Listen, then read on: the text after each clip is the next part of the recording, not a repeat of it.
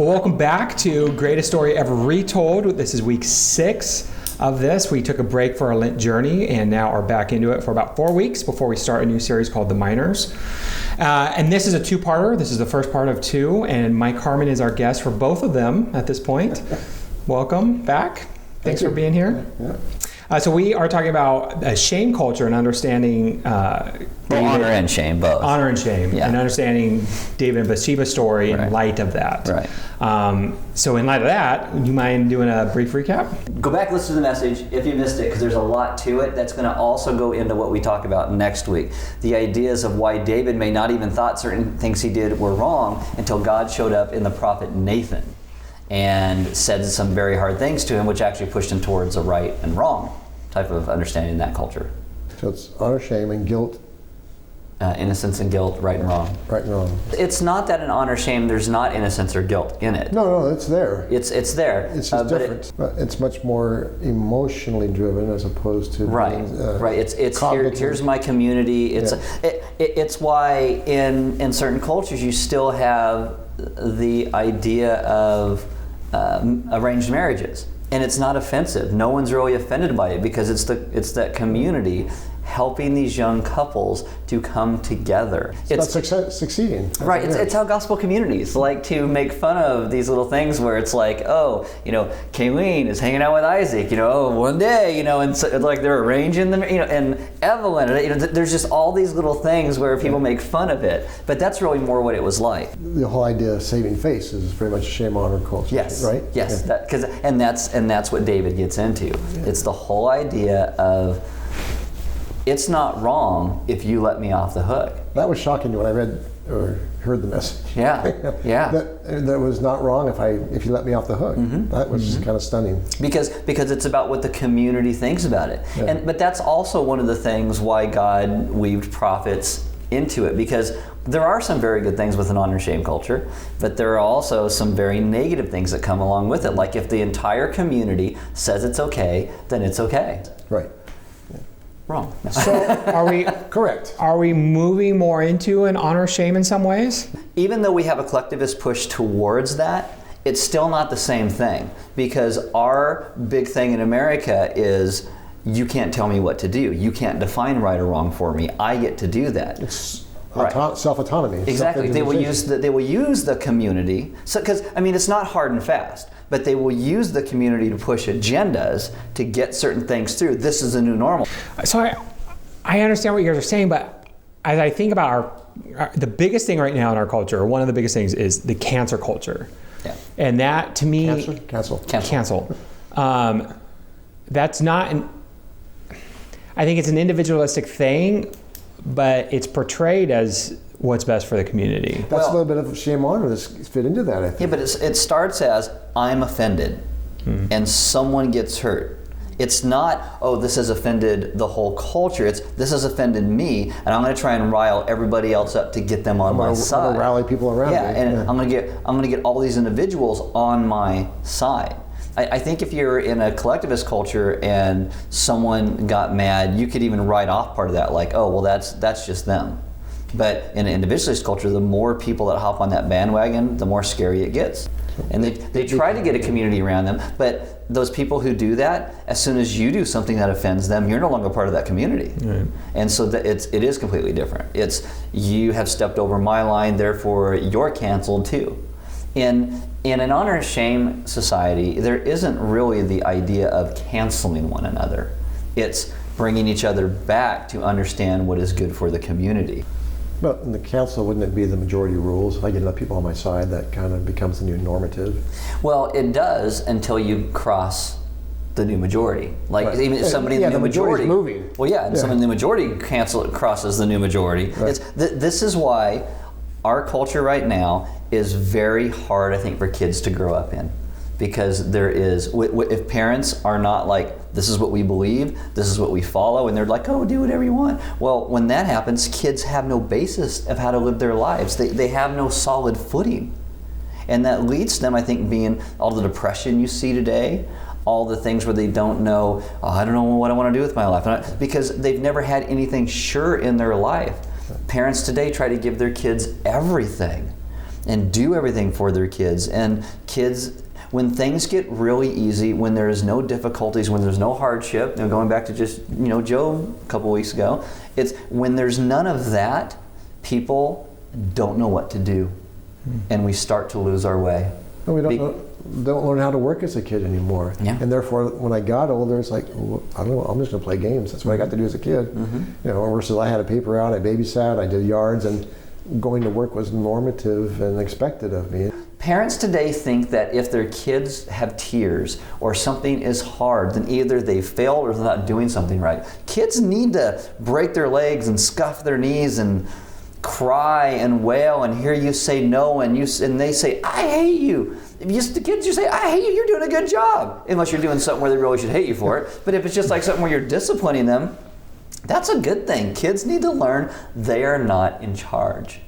And that's why it's hard for a lot of people in our generation today to trust and worship God. Because God doesn't give people what they want. And if God gave me what I wanted, the world would look like this. Well, the world would look like you want the world to look, not like how God intends the world to look.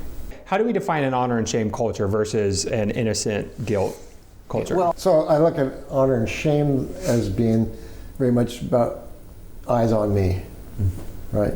If I dishonored my family or my friendships, so if I done something that has brought attention to myself, and honor and shame is kind of like you want to kind of blend in and not bring dishonor, but you bring honor by being part of the cohesive whole. Right, and it's not one or another. They weave together in a lot of different things. Just some have the individualism as the basis of their culture, and some have the community as the basis of their culture. But they do interweave. Like I was talking about, you have police blotters, and we used to do the police blotters, and so-and-so was trying to break into Hank's Hardware, and it's like, oh, so-and-so and so-and-so never wants to show his face in town again. It's like, you don't want to be on the police blotter, so you don't do that. Right. And so there is a little bit of honor and shame in that to make sure, but in our culture, it comes back to this right and wrong idea as well. It's like, I did this wrong, I can move somewhere else and start over. In a collectivist culture, you would never think I can move somewhere and start over, because that's your community. You wouldn't leave your community. Right.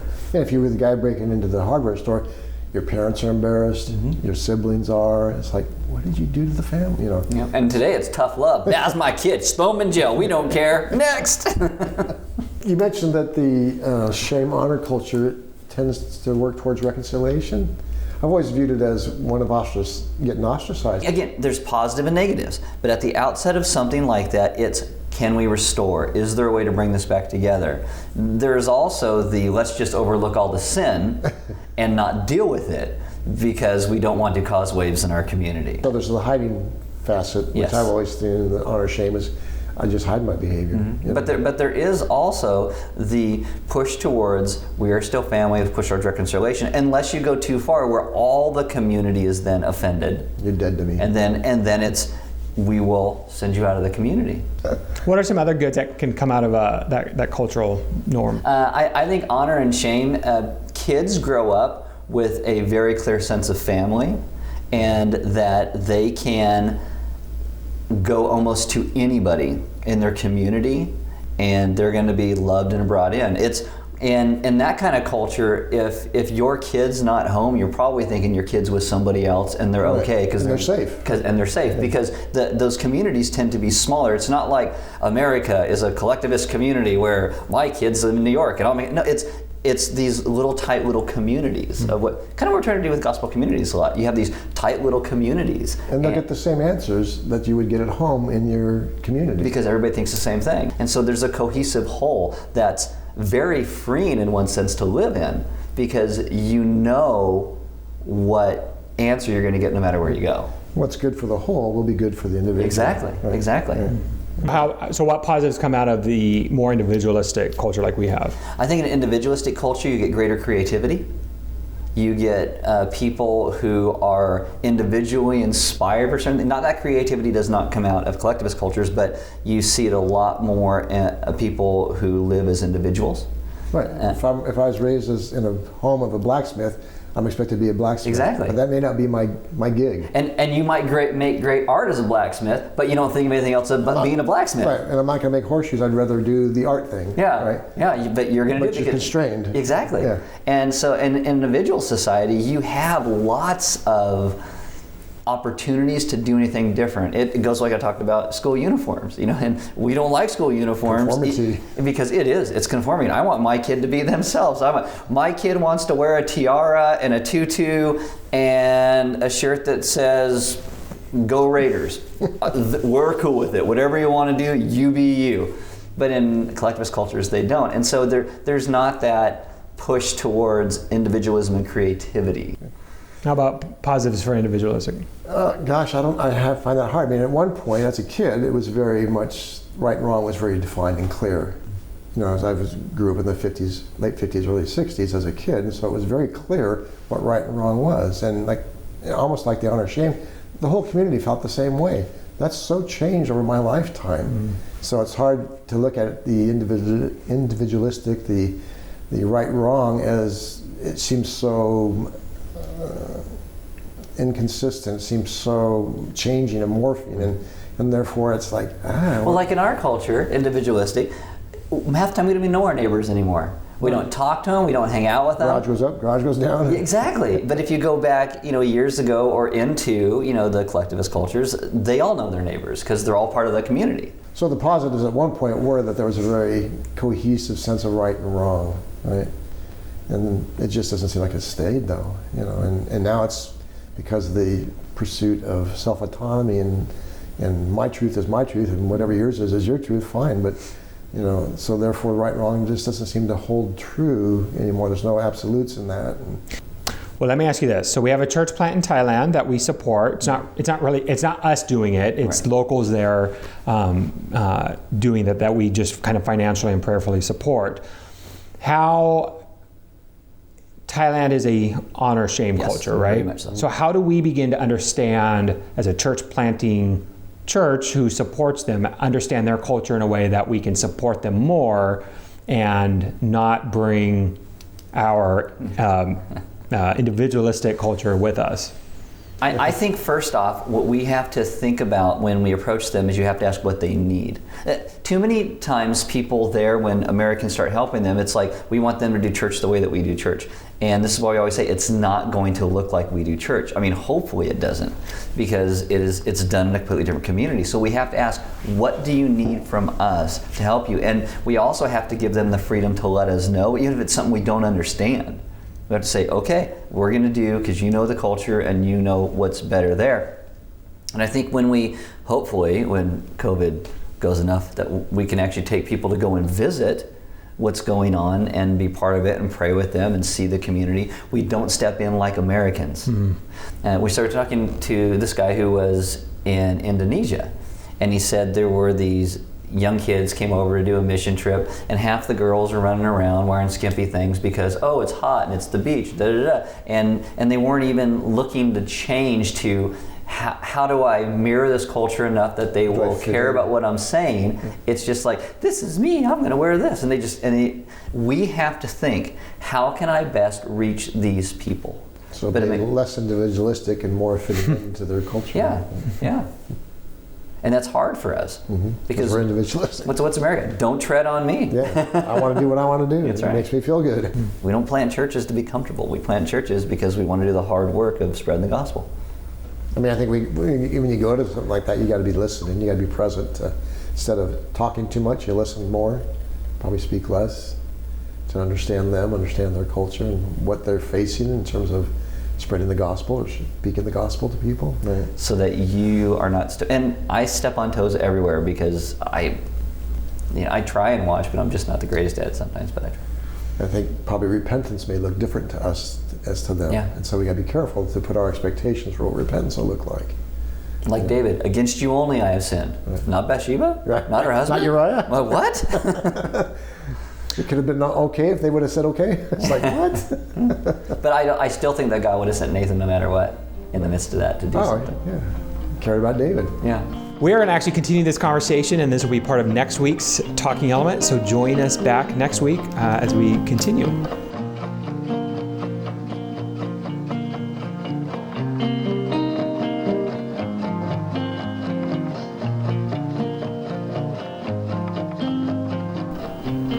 Land the plane. Was that okay? There we go. Sorry, Yeah. I'm getting more tired and more tired as this goes on. Your eyes got more and more watery throughout Yeah. that.